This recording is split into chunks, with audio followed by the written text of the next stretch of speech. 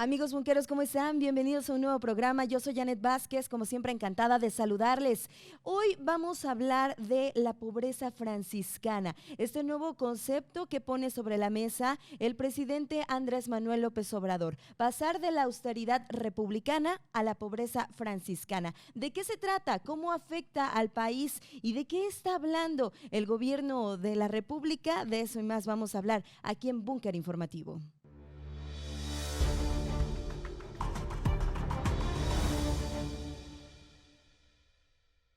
Y bueno, para hacer el análisis me da mucho gusto recibir aquí en este estudio de Búnker.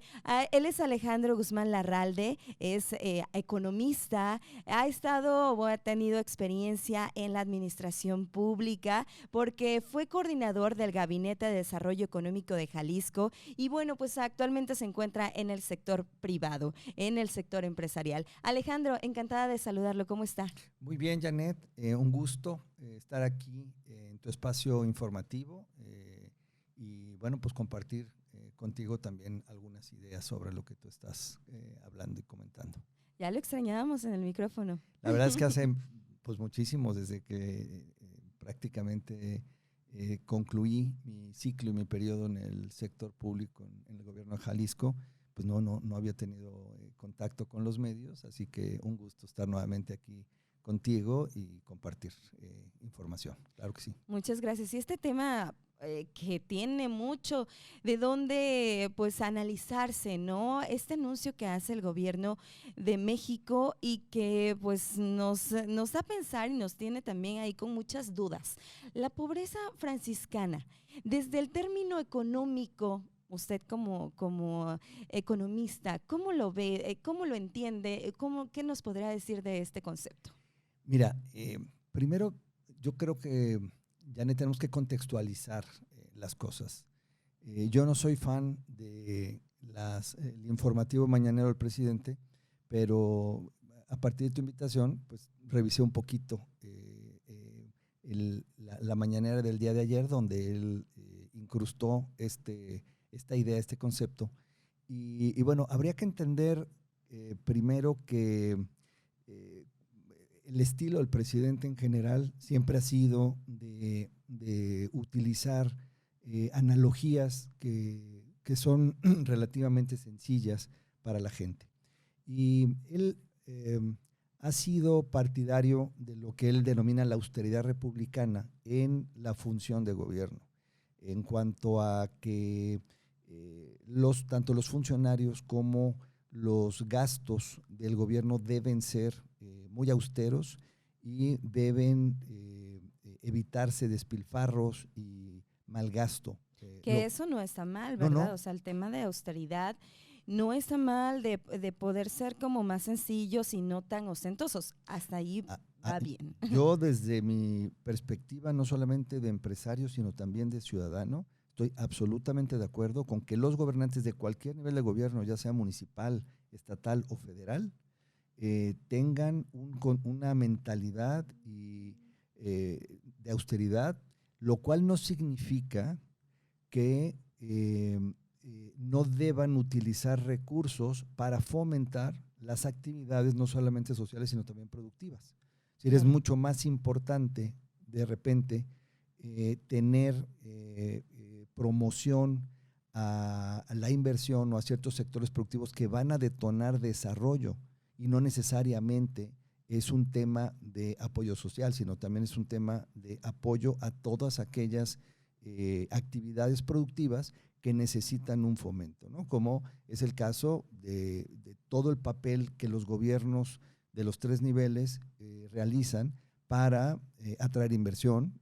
Sin carreteras no podríamos atraer empresas, sin telecomunicaciones o internet no podríamos, si no tenemos centros de salud o escuelas para desarrollo del talento no podríamos atraer la inversión. Entonces, el gasto, tanto en infraestructura como en promoción de actividades productivas, es absolutamente positivo para cualquier región o para cualquier país. Ahora, quizás el presidente exagera en algunos temas y ahora también habría que entender que en la mañanera de ayer, donde comentó sobre esta pobreza franciscana, el contexto de lo que estaban discutiendo era que algunos funcionarios de organismos autónomos o de otros poderes, particularmente el Poder Judicial, ganan más que él y que no se ha cumplido lo que él prometió de que nadie ganaría más. Primero, desde mi punto de vista,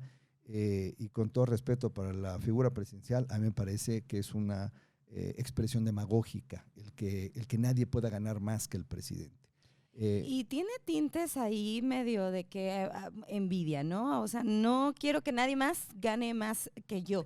Entonces, pues ahí también pues vemos que pues tendrían que ganar menos de 105,000 pesos y entonces vemos la calidad también pues de los funcionarios que están ahí al frente. Es que ese es el problema. El problema es que es una trampa para la sociedad, porque es imposible que las funciones de gobierno sean todas parejas y que todos o todas las que van a la función de gobierno puedan resolver sus necesidades personales y económicas con los sueldos que ofrecen los gobiernos.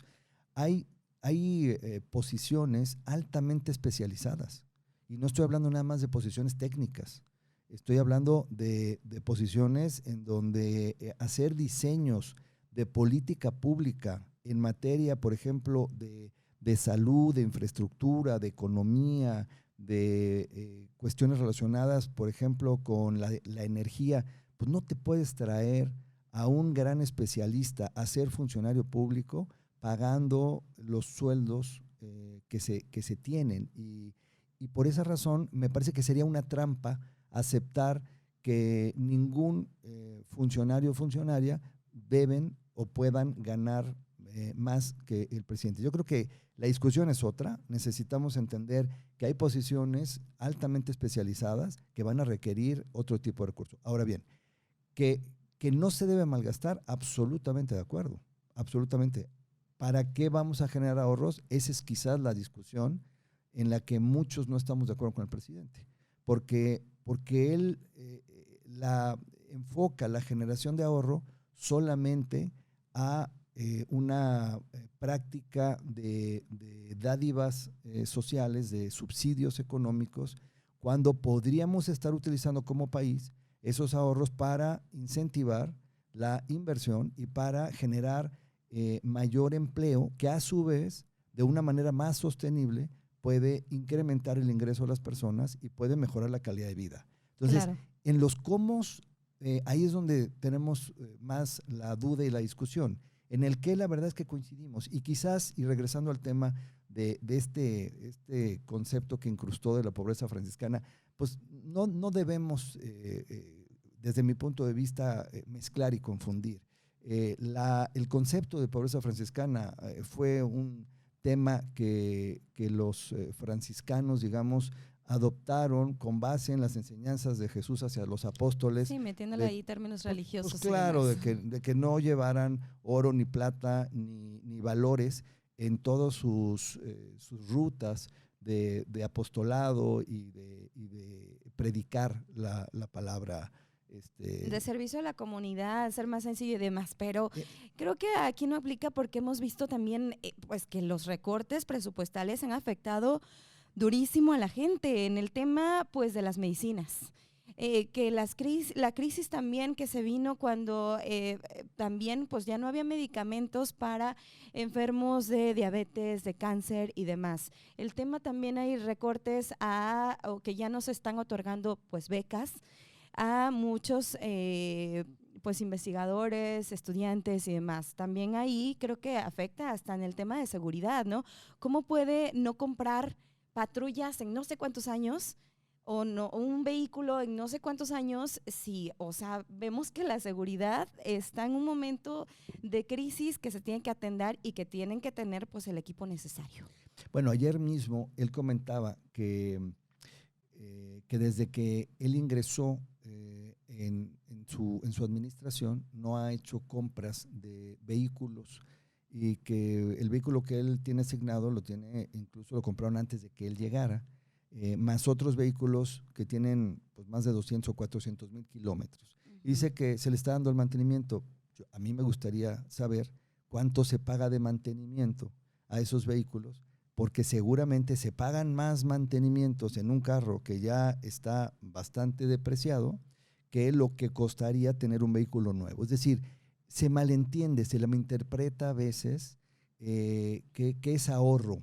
Y Claro. ahorro no necesariamente es no gastar. Ahorro tiene otro tipo de implicaciones y habría que verlo. Lo que pasa es que también él es bastante más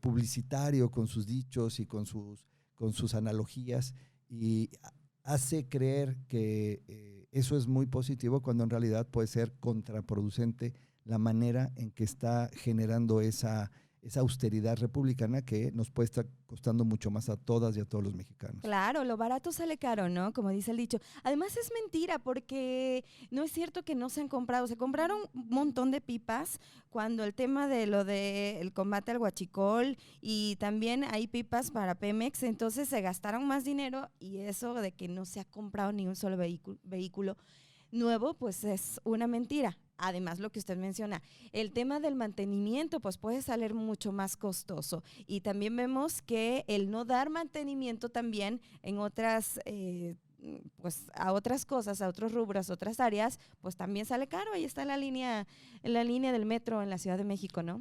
Absolutamente. O sea, hay muchos temas. Creo que los medios y la opinión pública se han encargado de sacar a la luz una gran cantidad de inconsistencias en ese sentido. Y la verdad, yo no me gustaría meterme porque hay suficiente información de este tipo de incongruencias o inconsistencias. Yo quisiera enfatizar, Janet, otro tema que a mí me parece, y ahí sí creo que tenemos que estar todos muy alertas. Creo que una de las cosas positivas de los conceptos de austeridad que maneja el presidente y su equipo son el hecho de que hasta ahora los aspectos macroeconómicos se han manejado de una manera razonable. La verdad es que yo pensaba, cuando inició esta administración, que íbamos a entrar a un problema grave y sí ha habido, yo diría, exceso de gasto y mucha concentración en los proyectos faraónicos del presidente, que son el Tren Maya, las refinerías, sus proyectos, digamos, El aeropuerto, ¿no? Felipe El aeropuerto, y en donde le ha quitado recursos a buena parte de los estados, en donde requerimos esos recursos para desarrollar infraestructura que a su vez atraiga inversión y que genere más empleo y mejore la calidad de vida de las personas. Entonces, esa es una preocupación. Y como no le alcanza los recursos para esas grandes obras faraónicas, pues entonces tiene que seguir recortándole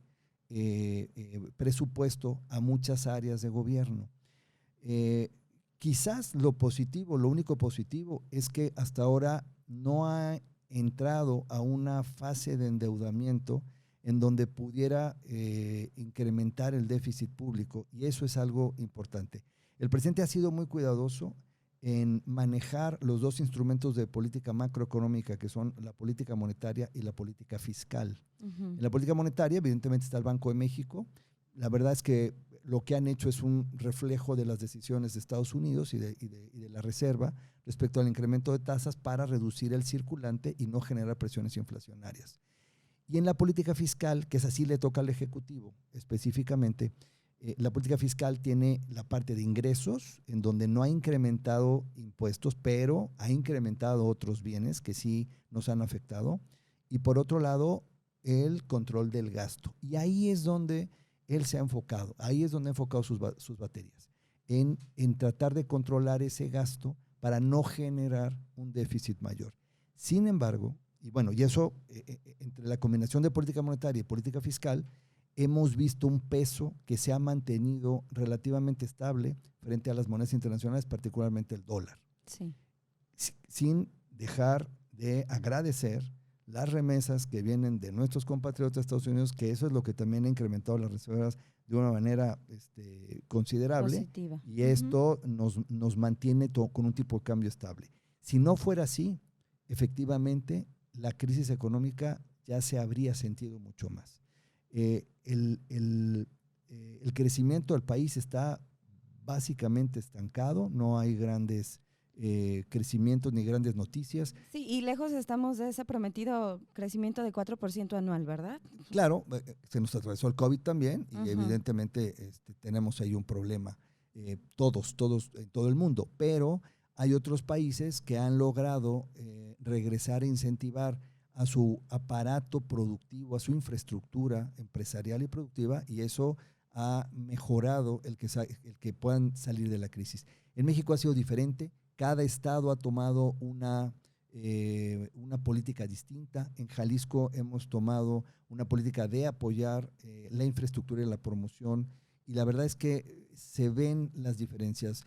La inversión extranjera directa en Jalisco se ha incrementado mucho, estamos ya en el segundo lugar a nivel nacional al corte del primer trimestre, con más de 1.300 millones de dólares de inversión extranjera directa, y el empleo sigue siendo uno de los elementos más positivos. Estamos entre las 3 economías nacionales en generación de empleo al corte del primer semestre del año. Eso es muy positivo. ¿Por qué? Pues porque en conjunto, en la sociedad, tanto la función pública, las políticas del gobierno estatal y municipales, junto con el empresariado, se ha, desarrollado una política y una alianza mucho más favorable para incentivar no solamente los sectores productivos, sino el empleo y, por ende, el impacto positivo en la calidad de vida de las personas. Claro, todo el desarrollo económico de la entidad que, bueno, pues ha estado ahí avanzando adelante. Y bueno, también esta parte de este anuncio que hace el gobierno federal debe preocuparnos, porque a mí me parece que hay ahí como que algo que no sabemos, de que las finanzas no están siendo lo suficientemente sanas. Y bueno, pues ahí vemos que pues están haciendo estos nuevos ajustes, ¿no? A su plan, a su ley de austeridad. A ver, yo no quisiera ser emisario de malas noticias ni nada por el estilo. Soy bastante optimista, de hecho, pero sí creo que la situación mundial y la situación nacional nos están llevando a un escenario de crisis económica quizás para finales de este año. Tenemos todos que prepararnos, tenemos tanto en las empresas, tanto en casa, en las familias, como evidentemente también el sector público con el presupuesto de gasto público sobre todo, porque los procesos inflacionarios van a seguir manteniéndose. Esto va a significar menor capacidad adquisitiva en los consumidores, en las familias, en los propios gobiernos, y esto definitivamente va a generar una baja en la demanda que a su vez va a alentar el crecimiento económico. Entonces, ya hay muchos indicios, hay muchas señales, no solamente de economistas, también de empresarios, en donde se empiezan a notar ya las desaceleraciones, las reducciones de demanda, aun cuando no va a ser homogéneo. Hay estados que lo están resolviendo mejor que otros, hay estados que tienen infraestructura productiva y cuyos sectores, caso específico Jalisco, tenemos sectores agroindustriales altamente dinámicos y sectores de tecnología y de turismo altamente dinámicos que nos permiten ir en una buena dirección. Pero no pasa así en todo el país. Hay estados que no tienen esa posibilidad y dependen mucho más del subsidio público que de su propia capacidad para salir adelante. Y evidentemente pues se va a enfocar gasto social hacia allá, y esto va a volver a desbalancear los ritmos, los flujos económicos, y evidentemente eso sumado al proceso inflacionario y sumado a la reducción de la demanda mundial, evidentemente nos va a llevar a una temporada en donde vamos a tener todos que ser mucho más creativos, apretarnos el cinturón en muchos aspectos, pero también a buscar oportunidades para darle la vuelta a una posible crisis económica. Bueno, pues ahí está el panorama entonces de lo que podría pasar para el país y bueno, pues lo que menciona, ¿no? Estas recomendaciones que van más para la gente, más para el sector privado también, que pueda seguir incentivando, apoyando en todo este tema. y que bueno, pues a ver, ya veremos, digo, ya el tema de que si viaja o no y que si se reducen o no, pues creo que ya pasa a segundo término cuando lo importante realmente pues es acá lo que nos puede afectar a nosotros los ciudadanos. Absolutamente, Janet. En todo esto tendremos que estar muy unidos como sociedad y estando también muy de cerca, revisando pues el desarrollo y el desempeño de nuestros servidores públicos y gobernantes. No caer pues en las analogías sencillas, simples, ¿no? Y ser también muy críticos porque es nuestra labor de ciudadanos. Pero también tenemos que hacer nuestra parte. Tenemos que buscar oportunidades de desarrollo. Hay muchos jóvenes egresando. Yo recomiendo mucho no solamente que busquen, que se formen para buscar mejores opciones de trabajo, sino también pues entrarle al emprendimiento. Hay muchos apoyos también. Buscar en dónde hay necesidades de la población no cubiertas, porque pues la juventud tiene mucha más energía y tiene muchas más posibilidades también de tomar proyectos de emprendimiento y con los apoyos que se dan no solamente en el sector público, sino también en el sector privado, creo que se pueden hacer grandes proyectos. Yo siempre he dicho que con que cada uno o cada una de nosotros pudiéramos generar nuestro empleo o mantenernos y generar un empleo más, no nos alcanzaría la población para poder resolver las necesidades, para emplear a todos. Si cada quien se autoempleara y generara un empleo más, estamos absolutamente al otro lado. Entonces no hay que ver las cosas tampoco como a ver qué me van a dar o por qué no me dan. Sin no estar esperando, sino más bien a ver qué podemos hacer. ¿Qué podemos aportar? Y creo que la juventud tiene la posibilidad de cambiar el paradigma